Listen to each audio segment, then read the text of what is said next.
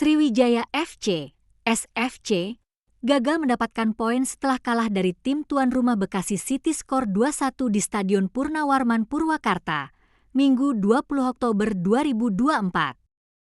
Dua gol Bekasi City menit ke-6 dicetak Indra Ferry dan menit ke-63 John Clay.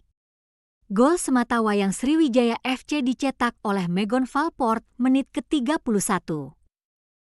Pelatih kepala Sriwijaya FC, SFC, Henry Susilo mengatakan, kehilangan poin di kandang Bekasi City karena kesalahan anak asuhnya. Dilanjutkannya, anak asuhnya tidak mengikuti semua instruksi yang diberikannya. Semua yang dilakukan anak asuhnya cukup membuatnya kesal. Henry sedikit kesal karena target mendapatkan poin di kandang Bekasi City gagal. Padahal dia meminta anak asuhnya mendapatkan poin walaupun 1 poin alias imbang.